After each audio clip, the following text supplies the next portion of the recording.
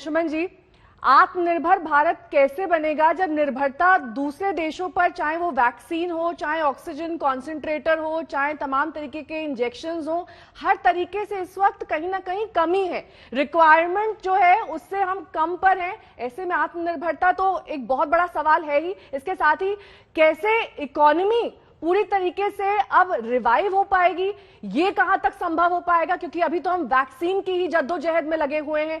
ये तमाम बातें अगर ध्यान में रखी जाएं तो 2021 तो और भी मुश्किल साल होने वाला है। लोगों की सेविंग खत्म हो गई है, डिमांड कम हो गई है। कई ऐसे सेक्टर्स हैं जिनको फिजिकल इंसेंटिव्स देने की जरूरत है, वो एविएशन हो, ट्रैवल, टूरिज्म और होटल कारोबार, जो पिछली बार की तुलना में ही अभी रिवाइव नहीं हो पाए हैं।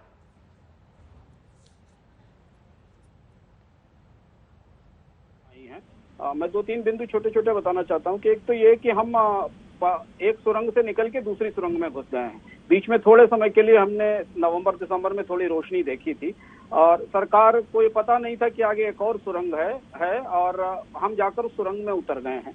पहली चीज तो ये।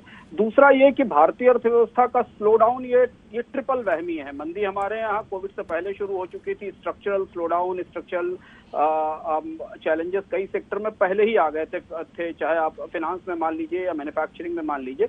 दूसरे लेवल पर हम पिछले साल क्राइसिस में गए और तीसरे लेवल पर यह क्राइसिस ऐसी है जिसे पिछले क्राइसिस को आप इग्नोर नहीं कर सकते।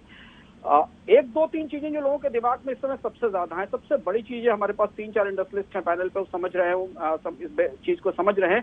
सबसे बड़ी चीज है कि लोगों के दिमाग में गहरी अनसर्टेनिटी है। ये फेज जो लॉकडाउन का है, ये लॉकडाउन का पूरा फेज बहुत अनइवन है।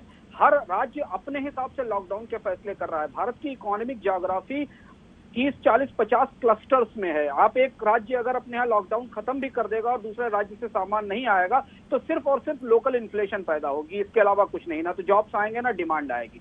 तो अभी हमारे पास अनलॉक करने की ट्रेजेक्टरी क्लियर नहीं है कि कौन सा राज्य कैसे अनलॉक करेगा और किस लेवल तक करेगा।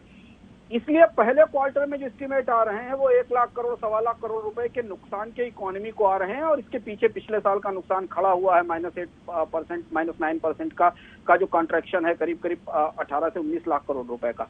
तो पहली चीज तो ये कि इस साल जिस तिमाही में सबसे तेज रिकवरी की उम्मीद थी, उस तिमाही में सबसे तेज नुकसान हुआ है।